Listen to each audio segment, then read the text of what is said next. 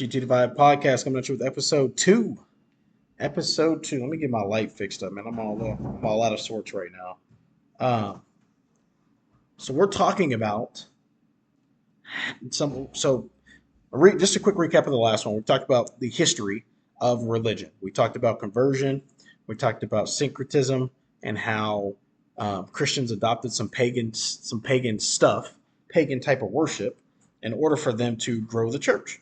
And I don't blame them for trying to grow the church. I will never blame them for trying to grow the church. So don't ever get that vibe from the podcast of what I'm talking about. Understand that I'm trying to help you guys learn and become wise and have more wisdom behind some of the things that you do as Christians out in the world. So this episode, we're going to talk about some positive things that happen due to the conversion between Christianity and paganism. So it's not all bad. Obviously, we're going to talk about the good and the bad, but it's not all bad. Some good things happened back in the day is that you were able to get the most powerful empire, ancient Roman Empire, to convert to Christianity. I mean, you got Christian emperors, Roman emperors that converted to Christianity because of the adaptability of the Christian leaders back in the day. King James Bible, Roman. So let's not beat down Christians or the ancient Christians for what they felt like they had to do. So this is a what they felt like they had to do type of episode. And so let's talk about it. So essentially, um, we understand what happened now. The conversion between Christianity and paganism is because Christians wanted to be the most dominant religion. In order for you to be the most dominant religion, you have to do some things that are probably unorthodox. Islamic people and Jewish people, especially Jewish people did not want to do that. They did not want to become the most powerful religion. That was not their goal. Their goal was to live and die based on their beliefs and traditions. That's it. There was going to be no change. We weren't going to make any changes. We weren't going to change anything. You weren't going to persuade them to do anything different. Islamic, their traditions of old still are here today. Without compromise, it can stunt growth. And so I think Christians understood that is that we needed to compromise in order to be able to grow. So let's talk about compromise. Sometimes when you think about compromise, there's compromise of substance, and then there's just minor compromise. There's compromises that don't really affect the overall pure outcome of whatever you're trying to affect at the time being, right? And so they're trying to grow. Christians were trying to grow back in the day. I applaud them for doing that. They are not going to receive a knock on me for trying to grow. And so with those traditions, they were able to grow. Now they are the number one religion in the world, right? There's a whole bunch of religions, and Christianity is at the top, and it is not even close. So how did that happen? Is that a good thing? Some would say yes, some would say no. You're going to have both sides of the argument, and you're going to have to understand and battle both sides of the argument. So Christianity, let's talk about it for a second. The belief in a one deity, in God. God may be three parts, but he is still one deity when it comes down to it. The belief that God had a son, Jesus, that was the fleshly version of him that came down to earth to save us all for our sins. There's a reason to celebrate his birth, because if he was not birthed on this earth, we would still be rooted in the sins of our ancestors. Think Adam and Eve. Think pre-Moses, right? Or pre-Noah before he built the ark. So think about those things, and a lot of the sins and things that happen in the Bible, we would not have had the opportunity to meet Paul, right? Elijah, right?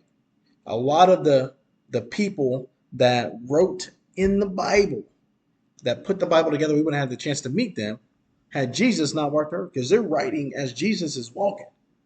A lot of times they're writing as Jesus walking. They were able to walk with Jesus. So the Bible is inspired by the words of God, but also the life of Jesus Christ.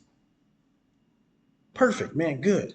So how do you get that to the masses when there's a battle going on between religions? Because the Jews didn't want a whole lot to do with Christianity, right? The Jews did not want a whole lot to do with Christianity. And so they battled.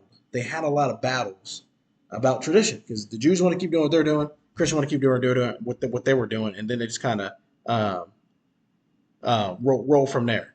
Okay. So let's talk a little bit about that. It was hard for Christians to convert Jews. They couldn't do it. Absolutely not. Could not do it. So who could they convert? Could they convert is the Nation of Islam? Can they convert Muslims? No. Couldn't do it. Christians cannot do it. Who's left to convert? You're either going to convert people that are atheists, agnostic, right? People that don't believe that people that don't believe in God, period. Are you going to try to convert Satan people, Satanism, people that believe in Satan? Are you going to try to convert them to Christianity? No, you're not. So what do you have left? Everything else, pagans. Everything else, what you got left. So in the battle of trying to convert people over to Christianity, Christians understood what the goal was. The goal was to convert them over to Christianity. So their goal, their mindset behind going into the pagans, to the pagan Rome, and trying to get them to convert, and they got some emperors to convert to Christianity. Some would say, oh man, I don't like that. That's a success. Getting somebody to convert from something that they believe in to something else is a success. That was the goal. And we have to understand as Christians that that was the goal. That was the goal. 100% was the goal. They succeeded in the goal that they had in mind for Christianity from the elders and the leadership back in the Roman days. They succeeded. That was their goal. That was their goal. 100%. That was their goal. Let me look this up real quick and make sure I get this right.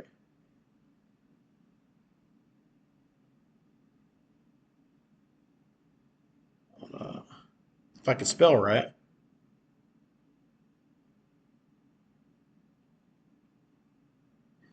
Because they were converting, man.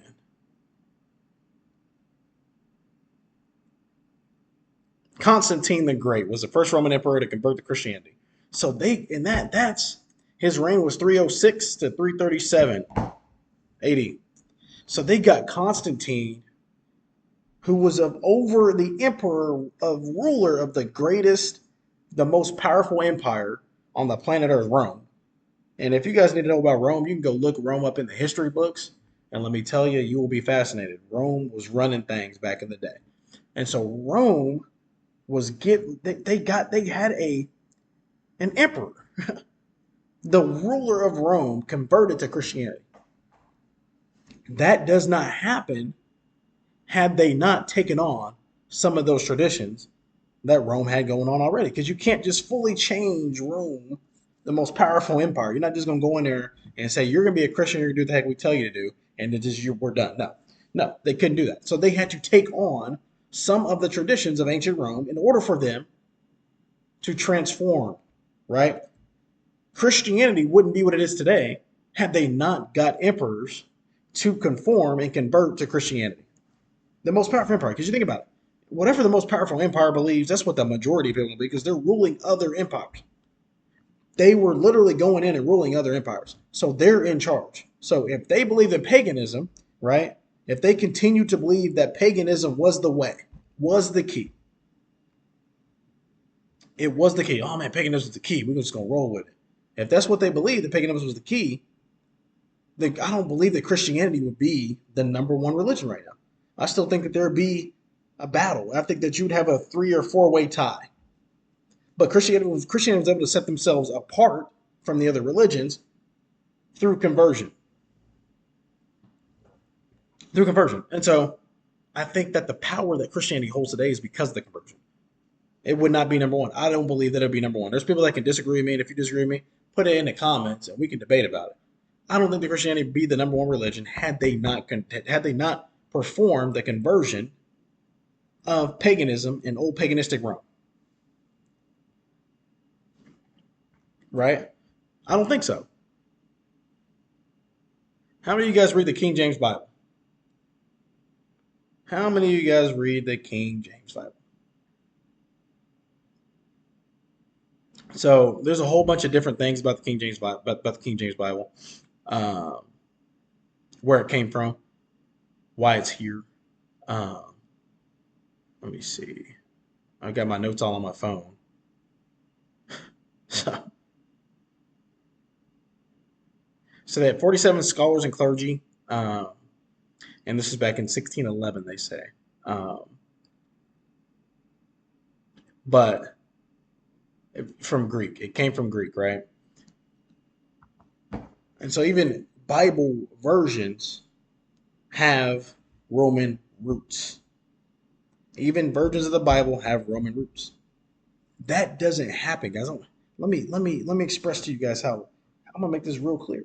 And me, I'm not a very I don't really like paganism, but I will sit here and admit to you that there were some positives to the way that Christian leadership went about that battle back in the day. Because Christianity could have been lost. And I think that's what they were thinking, man. We either make a move here and we do some things and we may have to change some things up, or we risk not being one of the big time religions, period. Because who knows? If they don't infiltrate the Roman Empire and get emperors to convert to Christianity, I don't know how. I don't know. I don't know. Because Christianity was having trouble against Judaism, right? Because Jews were considered God's people because he's a Jew. So people be wondering, like, well, dang, man, how are you going to call yourself God's people when the actual God's people are over here? That's a battle that people fight today still. How can we have that? How does that work, man? That doesn't make any sense to me. That'd be like my people. We say Thompson's religion, Thompson's people. We believe in what Thompson said. But then you have, we'll say Johnson. Johnson's religion over here is supposed to be Thompson's religion. They believe in Thompson still, but Thompson's people don't believe what they believe. So they doing this. So it doesn't make sense. And I think that that battle had Christians understand that if we can't convert Jewish, we can't convert Islamic people, who the heck can we convert? Because I think that was the goal at the end of the day is who can we convert? And so conversion came about. And so yes, there are positives to what transpired in ancient Rome. There are positives. Stay tuned, guys, for the next episode, though. We're going to keep diving deep. Modern Christianity and Paganism, Part 3, coming to you soon.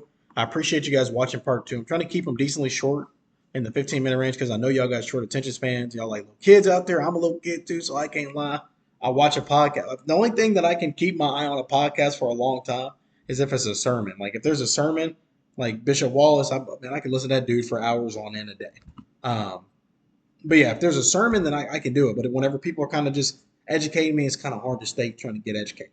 But I appreciate you guys. Like, subscribe, share. Um, episode 3 coming out later on this week. Appreciate you guys. See you.